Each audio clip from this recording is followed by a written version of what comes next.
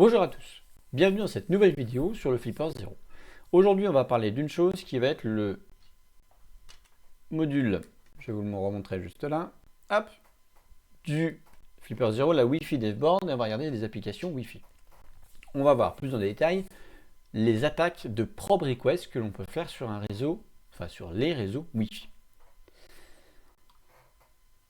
Pour commencer cette vidéo, alors cette attaque fonctionne aussi avec le firmware officiel. Je suis toujours sur le firmware Extreme, la version du 8 décembre 2023, donc la 0052. Sur cette version 052, il y a une petite manipulation à faire si vous voulez enregistrer les fichiers PCAP. On verra après ce que c'est un peu plus tard dans la vidéo. Merci à Fracassé sur le Discord d'avoir été chercher l'info sur le Discord du firmware Extreme. En fait, à chaque fois que vous mettez à jour le firmware Extreme, il faut que vous reflashiez votre Wi-Fi Devboard avec l'application SP Flasher pour qu'il puisse sauvegarder les PCAP. Sinon, vous allez avoir des PCAP qui vont être générés, mais à 0 octet, et du coup, on n'a pas l'information. Et dans ce qu'on va faire aujourd'hui, ça va être vraiment dommageable de ne pas avoir cette information dans le fichier PCAP. On va voir plusieurs choses. On va voir ce que sont les probe requests, les attaques de probe sniffing et les attaques de probe flood sur des réseaux Wi-Fi, sur un réseau Wi-Fi. Alors déjà, une probe request, qu'est-ce que c'est? La probe request, c'est un petit élément qui est fait par tous vos devices qui se connectent au réseau Wi-Fi. J'étais juste en train de rechercher, voilà, mon schéma. Hop. Ah oui, avant de vous montrer le schéma, petit disclaimer comme d'habitude sur la vidéo que vous avez juste là. Donc je vous rappelle que c'est à des buts purement éducatifs ce qui vous est présenté dans cette vidéo. Donc, les probe requests, qu'est-ce que c'est? En fait, chaque appareil qui est connecté au réseau Wi-Fi, que ce soit par exemple un smartphone, une tablette, un PC, etc., dès qu'il active le Wi-Fi, il va envoyer des probe requests, c'est-à-dire je cherche le SSID, je ne sais pas, Livebox A ou Livebox B. Donc il va envoyer une première requête. Est-ce que tu es Livebox A? Si la Livebox A dit oui, c'est moi et en plus on se connaît, il va renvoyer oui, c'est bien moi. Et après, ils vont commencer les échanges de clés pour pouvoir se connecter au SSID, donc mot de passe, clé privée, ça dépend du niveau de sécurité qu'il y a, ou s'il n'y en a pas, c'est une connexion automatique. D'accord? Ou s'il y en a, de toute façon, le téléphone va automatiquement dire bah tiens, je te reconnais, c'est bien toi, du coup, voilà, je t'envoie mes informations, etc. Qu'est-ce qui est envoyé dans une probe request? Dans la probe request, qui est envoyée par le device, je le rappelle, donc le téléphone ou le PC ou la tablette, ou quel que soit l'élément, un Google Home, un Alexa, ce que vous souhaitez. Il va envoyer donc son adresse MAC et le SSID qu'il recherche. D'accord? Le problème, c'est que votre device, ici, il ne va pas l'envoyer qu'à la Livebox A, parce qu'il ne sait pas si c'est la Livebox A ou pas. Donc en fait, il broadcast un petit peu sur toutes les Livebox. Et du coup, Livebox B va avoir aussi « Coucou, est-ce que tu es la Livebox A ?» Il va répondre « Bah non, pas du tout ». Il y a toujours des propres responses qui sont envoyés. D'accord. Téléphone, par exemple, ils vont l'envoyer « Est-ce que tu es la Livebox A, la Livebox B sur mon schéma ?» Et l'autre va répondre « Non, ce n'est pas moi ».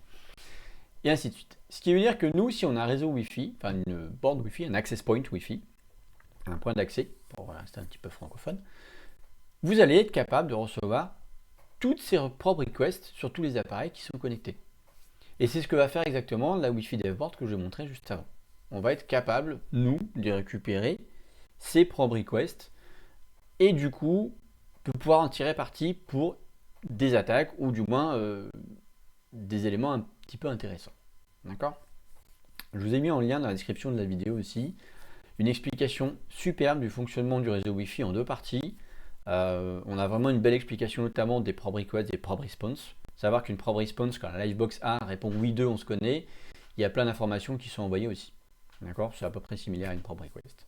Et l'article va expliquer beaucoup mieux que je ne vais le faire là, parce qu'il faudra une vidéo complète de l'explication d'un réseau Wi-Fi. Qui peut être utilisé, mais ce n'est pas le sujet du jour. Donc, on va démontrer ces deux attaques. Pour cela, on a besoin de notre Flipper 0. Donc, Cette fois, on va de nouveau utiliser l'application QFlipper, ici présente, pour nous permettre d'avoir quelque chose qui est beaucoup plus lisible pour vous. Donc sur firmware extrême, il suffit d'aller en bas dans Wi-Fi. Après, on fait ESP32. Je rappelle que la puce ESP32 de la Wi-Fi Devboard officielle ne fait que du 2,4 GHz, d'accord, et qu'il faut bien flasher le bon firmware pour l'utiliser, d'accord. J'arrête avec ce mot. Je me rappelle d'un commentaire. Vous avez aussi les ESP8266 qui, elles, vont vous permettre de faire aussi du 5 GHz. Donc, on va dans Wi-Fi Marauder.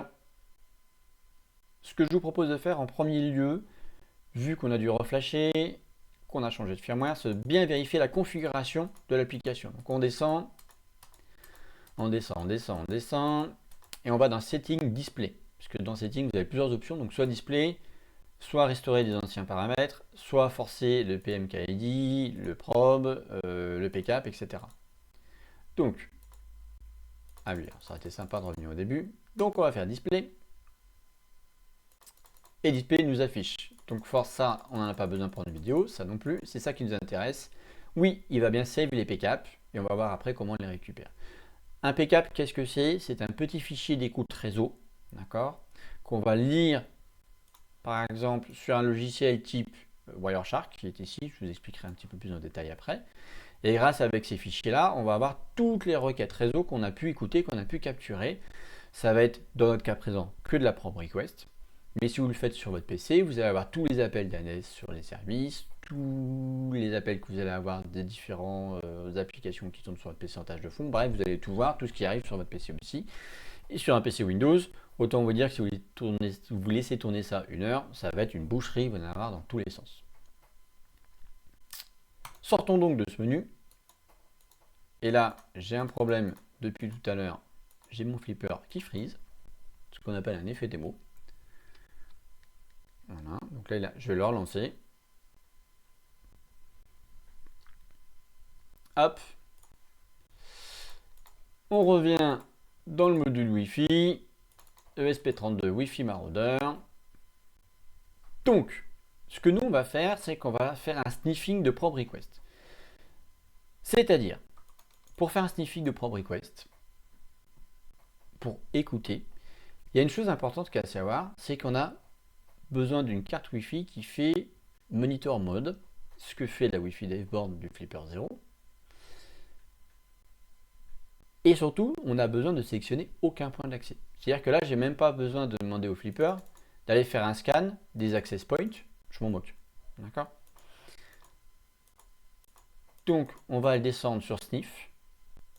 On va faire pas DEOS ni PM, on va faire probe. On va lancer probe. Donc là, on va attendre un petit peu. Ce que je vais faire, c'est que je vais le stimuler. J'ai mon ancien smartphone qui est là. Et je vais activer le Wi-Fi dessus. Et vous allez voir tout de suite, hop, ça commence à popper. Donc là, vous avez vu, on a test, scan, Gian qui ont popé. Test, test, test. Il request aussi des choses sans nom. Il request en fait tous les réseaux Wi-Fi qu'il a connus. En fait, test et Kanjian, c'est des réseaux que j'ai ajoutés dans mon access point, enfin dans mon téléphone comme access point connu.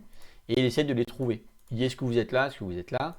Alors, en théorie, votre smartphone ou votre device ne doit pas demander celui sur lequel il est connecté. Là, je suis connecté sur mon réseau Wi-Fi à moi, il n'y a pas de souci.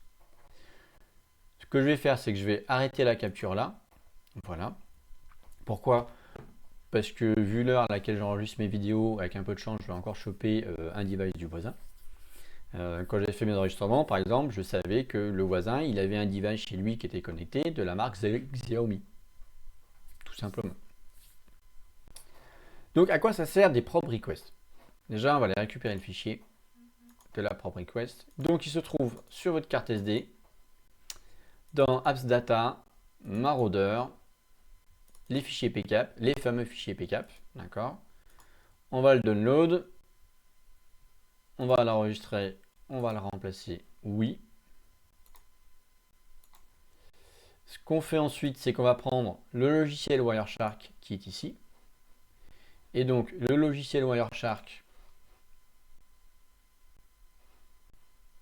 hop, là j'ai perdu juste, hop. Ici, il suffit de prendre votre fichier PCAP qu'on vient de télécharger, de l'envoyer là, et on va récupérer les infos. Qu'est-ce qu'on a là-dedans?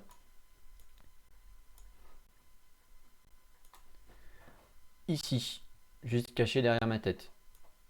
Donc on va faire comme ça.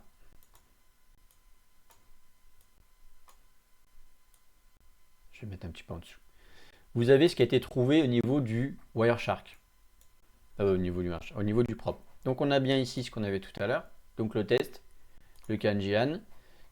Donc là, visiblement, c'est une source d'un téléphone Google.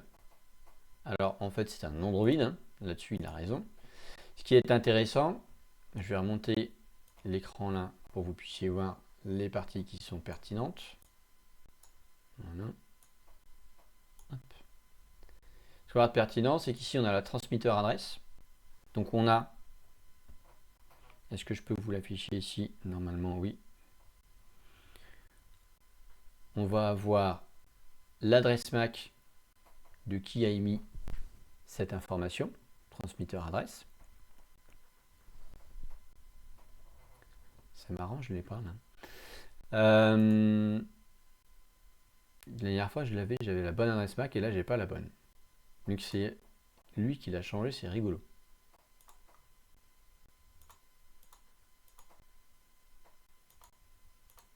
Ah, parce que c'était pas un bon.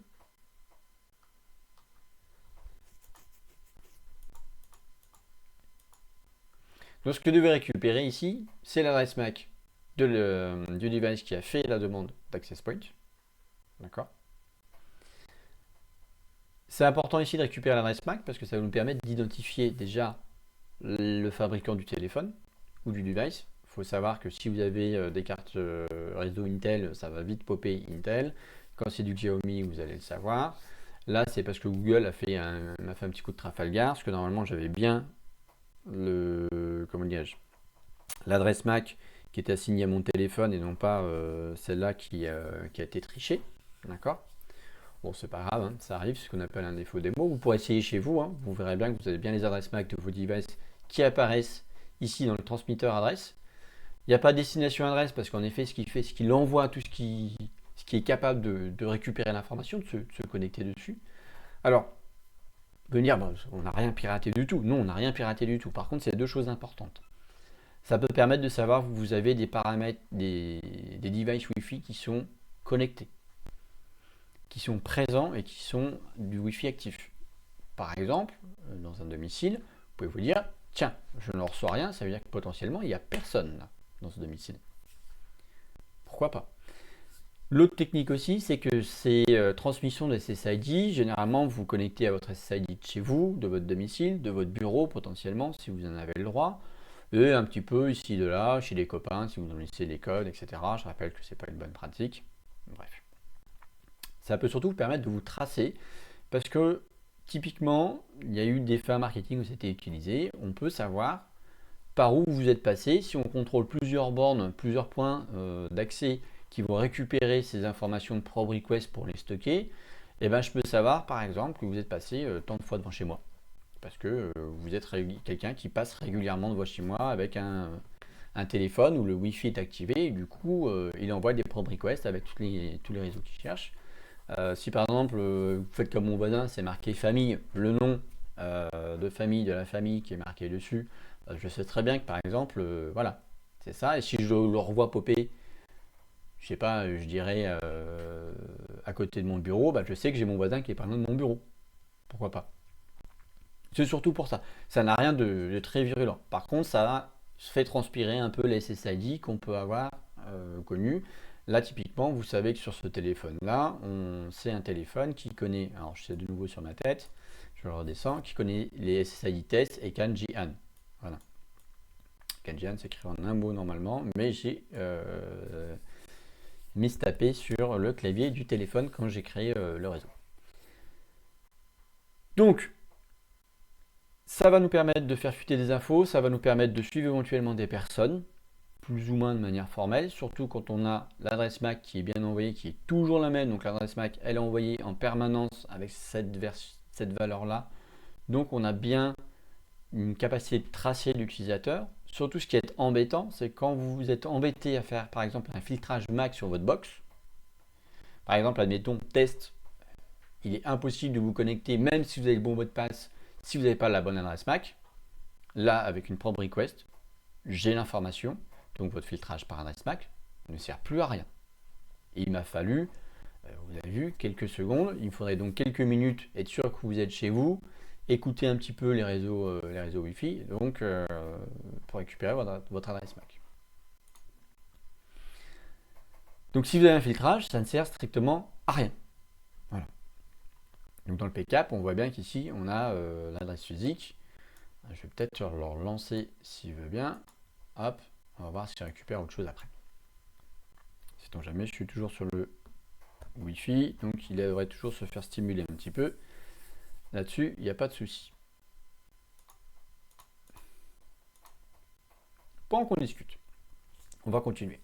Donc je rappelle que même si votre device est déjà connecté à un SSID, un access point, un point d'accès, il va quand même envoyer ses propres requests. Moi, c'est ce que fait mon téléphone, hein. Il est connecté à un réseau Wi-Fi et pourtant, il envoie en permanence, il va envoyer les propres requests. Donc là, il vient d'en renvoyer. C'est marrant parce que ce qu'on a affiché ici, là, l'adresse là que vous avez, l'adresse MAC, c'est exactement celle que j'ai. Alors, je vais essayer de vous la montrer.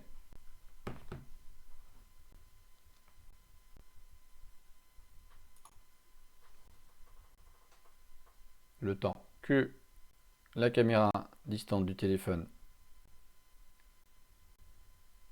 se mette en route. Voilà. Hop, le focus. Vous voyez, donc là, on avait bien ça. Donc, 0C9. Voilà. Et donc là, on va remonter. Je vais couper ça parce que c'est vraiment pas joyeux. Et ici, on a bien 0C9. Donc, c'est bien ce que je vous disais tout à l'heure. Donc là, je vais carrément arrêter. Mais il a de nouveau planté. J'ai beaucoup de plantage sur la nouvelle version du firmware extrême. Je ne sais pas vous, mais moi, j'en ai beaucoup. Donc, je vais retourner télécharger. Dans Apps. Apps Data, pardon. Marauder, vous avez les PCAP. Ici, j'en ai relancé un, donc je vais le redownload. Vous voyez, il les nomme hein, les uns là-dessus des autres. Oui, si tu veux. Je ne savais pas que j'en avais déjà téléchargé un comme ça, mais admettons. Donc, dans Wireshark, ici, je vais fermer ce fichier-là. Voilà. Et je vais reglisser l'autre dedans. Je vérifie juste que j'ai pas des informations que je ne maîtrise pas, donc j'ai pas envie de vous montrer. Donc voilà. Donc là déjà on va voir ici que par rapport à ce qu'on avait tout à l'heure, qui était soi-disant un Google, il a moins menti, c'est vraiment mon téléphone qui est un Asus Zenfone, donc là-dessus il n'y a pas de problème. Qu'il a en émetteur adresse sa vraie adresse MAC 0C09, 0C9D pardon. Donc c'est bien sa vraie adresse MAC. Donc si jamais j'avais un filtrage MAC sur mon réseau Wi-Fi, ça ne servirait strictement à rien. Ici j'ai une carte réseau, donc ça c'est mon PC avec lequel j'enregistre, qui est une carte Intel. Et là j'ai un Ingra micro OS. Donc là je ne sais pas du tout ce que c'est, mais c'est quelqu'un qui essaie de se connecter. Voilà. Qui est un device à gauche, à droite, ailleurs, aucune idée. Donc là il a pingé que ces Wi-Fi là. Bon, mes téléphones à moi connaissent rarement beaucoup de réseaux Wi-Fi, généralement c'est celui de la maison et basta. Hein. Donc vu qu'il est connecté au réseau Wi-Fi actuellement, il ne va pas chercher à savoir où il est, vu qu'il sait déjà où il est. Par contre, à l'initialisation, il a peut-être fait une prompt request quand même. Donc, voici pour la première attaque. On est capable donc de récupérer des informations de manière passive, tout à fait légale. C'est des choses qui se baladent dans les ondes, il n'y a aucun mal à faire ça. C'est ce que vous en ferez après qui peut éventuellement poser des problèmes. Ça, c'est la première chose que je voulais vous montrer. On va retourner sur l'application Wi-Fi, Wi-Fi Marauder. Là, on va lancer un scan d'access point. Donc là, par contre, je vais le cacher un petit peu. On a déjà vu comment ça fonctionnait. C'est juste que je ne veux pas vous montrer l'access point des voisins, parce que ça sert strictement à rien. Donc, là, je vais lister.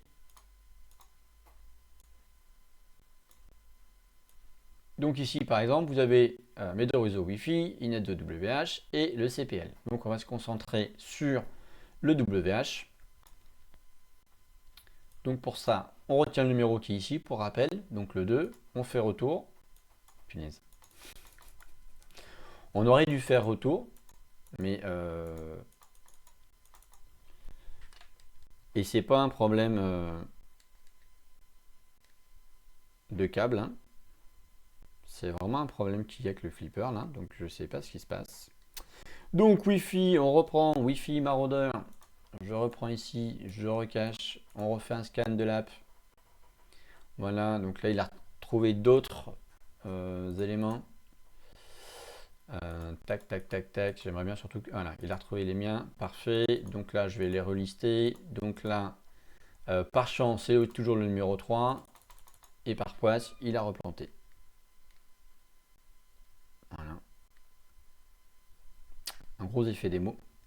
Alors, souvent, ce que je fais, c'est que je me dis que mon câble est pas très bon. Alors que là, c'est un vrai câble officiel, entre guillemets.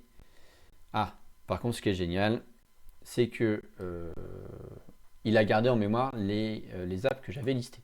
Donc déjà, alors c'est cool, mais si à chaque fois je liste les apps, ça plante, c'est pas cool. Donc, revenons, Wi-Fi maraudeur. Hop. Pour rappel, une fois qu'on a la liste des apps, vous avez l'ID de l'app qui était le premier chiffre. On peut aller la sélectionner. Donc ici, moi, je voulais sélectionner mon réseau Wi-Fi à moi. Donc on va faire 3. On revient. Une fois qu'on a sélectionné l'app, l'access point, le AP c'est access point, donc le point d'accès. On peut faire un DEOS, ça je vous l'avais montré dans une autre vidéo. On peut faire l'attaque probe. Donc l'attaque probe, je vais la lancer et on va discuter pendant que ça se lance. Qu'est-ce que fait l'attaque probe? Là, s'il plante, c'est pas grave. L'attaque probe, c'est en fait, il va faire des probe requests fluid. Donc, il va envoyer des tonnes et des tonnes et des tonnes de probe requests partout pour essayer de pas me faire repérer que j'ai un appareil Wi-Fi, un appareil qui est en train qui est connecté à un Wi-Fi et qui pourrait récupérer des informations, tout simplement. Donc, c'est la seule chose qui va être faite. En fait, il va envoyer des probe requests à gogo, à gogo, à gogo pour créer du bruit, pour essayer de vous noyer un peu dans la masse. Ça ne fait que ça. Ça peut servir aussi. Donc là, je vais l'arrêter. Donc ça tombe bien, il a planté. Donc je redémarre le flipper. Voilà. Donc, ce qu'a fait le probe request, c'est que ça fait pas mal de flood. Il y a quand même autre chose qui peuvent être fait là-dessus, parce que ça va flouder un point d'accès. Il y a quand même un risque de faire un déni de service sur le point d'accès. Donc, allez-y doucement quand vous le faites avec votre flipper 0. Je ne vais pas trop tester sur la longueur non plus, mais il se peut quand même que ça crée des grosses perturbations sur des points d'accès un peu faibles. Des prises CPL par exemple, qui ont quand même moins de puissance de calcul qu'une Livebox, qu'une Freebox, etc. Vous allez surcharger de requêtes le point d'accès. Du coup, le point d'accès n'aura plus la capacité potentiellement à répondre à un device légitime qui veut se connecter à lui-même. Donc, on avait vu le DEOS qui permettait de complètement déconnecter automatiquement tous les devices qui étaient connectés à un point d'accès, même si on n'avait pas accès, nous, à ce point d'accès-là, sur des paramétrages particuliers. Donc là, on a le même genre d'attaque où on peut potentiellement créer un déni de service. C'est pour ça que je vous mets en garde. Faites attention, n'allez pas planter vos box, n'allez pas planter la box du voisin. Si vous n'avez pas le droit, je vous le rappelle, de vous en prendre un organe réseau qui n'est pas à vous. D'accord? Je vais arrêter avec ce mot. Donc, pour faire une probe fluide, par contre, vous êtes obligé de sélectionner un point d'accès que vous allez cibler. Typiquement, vous suspectez que ce point d'accès va vous tracer, etc. Vous n'en voulez pas vous faire traquer, donc vous envoyez des probe requests à gogo pour faire du fluide. Le meilleur élément, c'est quand même de jamais allumer votre Wi-Fi quand vous n'êtes pas chez vous, quand vous n'avez pas besoin. Une fois encore, attention, les probe requests fluid, l'attaque probe request, proprement parlé, risque de faire planter les points d'accès, donc allez-y doucement. En conclusion, on a vu qu'on pouvait sniffer, donc récupérer, comme on le voit ici, des marques de téléphone, typiquement. On peut récupérer les adresses MAC pour bypasser des filtrages d'adresses MAC sur des réseaux SSID. Cela, typiquement, vous savez qu'il a un test, il a un CAN-GIAN, donc on va pouvoir éventuellement aller sur ce réseau-là et se dire, voilà, je sais qu'il y a cette adresse MAC-là, je vais pouvoir la récupérer. Pour pouvoir trouver des réseaux Wi-Fi, c'est simple, vous avez l'application Wiggle.net. Alors je voulais vous montrer réellement à quoi ça ressemblait, mais manque de peau entre mes deux tests avant l'enregistrement de la vidéo, et ben je me suis tapé un daily limit. En gros, ça vous fait des petits points comme ça et vous pouvez rechercher des SSID précis. Si le SSID est dans la base, vous pouvez savoir exactement où il est, voire même sur des box qui déménagent, vous pouvez avoir en fait, donc là c'est une vieille capture de 2016 mais l'interface n'a pas du tout changé, vous pouvez avoir l'historique de vie du point d'accès. Ce point d'accès a été repéré à telle adresse, puis à telle adresse, puis à telle adresse, puis à telle adresse. Donc n'hésitez pas à mettre vos points d'accès perso de maison carrément ailleurs, d'accord, enfin de les masquer dans les réseaux Wi-Fi. Donc, qu'est-ce que je peux vous donner comme conseil pour vous protéger contre tout ça? Bah déjà, quand vous sortez de chez vous, si vous n'avez pas besoin de Wi-Fi, coupez-le. Comme ça, votre téléphone n'enverra pas des probe requests à gogo tout le temps. D'accord? Qu'est-ce qu'on peut vous conseiller? Vous pouvez sur certains devices, je crois que je ne sais pas si c'est possible sur les Android, mais au moins sur les PC, vous pouvez faire de la randomisation d'adresses MAC. Donc c'est un peu ce qui s'est passé sur mon téléphone au début, il s'est fait passer pour un Google avec une adresse MAC que je ne connaissais pas du tout. Et après, il a remis la vraie adresse MAC Asus Teco. Pourquoi? Je ne sais pas. C'est la magie d'Android là-dessus. Donc vous pouvez le mettre. Attention, ça ne va pas vous protéger à 2000%. Hein. Ça ne va pas vous empêcher de vous faire trinquer. Ça ne va pas empêcher de faire fuiter les noms des SSID que vous connaissez. Si par exemple vous avez des SSID qui sont cachés, la probe request va quand même l'envoyer pour savoir est-ce qu'il le connaît, parce que c'est un réseau Wi-Fi auquel il s'est déjà connecté, votre téléphone par exemple, et du coup il va essayer d'envoyer quand même des probe requests pour dire où es-tu, où es-tu, où es-tu, où es-tu, où es-tu, où es-tu, où es-tu, et du coup il va finir par lui répondre non, non, je ne sais pas qui tu es, mais nous on va récupérer l'information sur un SSID qui aurait été caché, donc c'est pas terrible en termes de pratique. Donc voilà, le meilleur conseil que j'ai à vous donner, c'est pas de réseau Wi-Fi. Si vous avez un forfait 4G, ou 5G ou 3G, vous l'activez plutôt que de votre Wi-Fi et vous désactivez votre Wi-Fi quand vous n'avez pas besoin. Pareil pour le Bluetooth, quand vous n'avez pas besoin, vous le désactivez. Vous l'activez quand vous montez en voiture parce que vous voulez avoir le téléphone Apple Play, Apple CarPlay, Android Auto, je ne sais pas trop quoi. Ok, d'accord, il n'y a pas de souci. Et vous sortez de la voiture, vous le désactivez. Vous l'activez quand vous voulez utiliser, je sais pas, par exemple des Google Buds ou des Buds, quelles qu'elles soient. Mais quand vous n'avez pas besoin de votre Bluetooth, vous les activez. Moi, il est en permanence désactivé. Même si j'ai une montre connectée, il n'est pas activé en permanence. Je vais courir, j'active mon Bluetooth. Voilà. C'est les autres conseils que je peux vous donner. Je vous ai mis dans la description de l'article pas mal de liens, notamment pour le GitHub de la personne qui a créé l'application Marauder à la base. Le Wi-Fi Marauder à la base, c'est pas du Flipper 0, c'est un petit bout de code qui est basé sur une puce, donc les ESP32, qu'on utilise dans la Wi-Fi Naveboard. Donc je vous ai mis deux liens vers son GitHub, un autre lien qui explique la vulnérabilité et les attaques sur les probe requests, qu'on a vu en détail ici.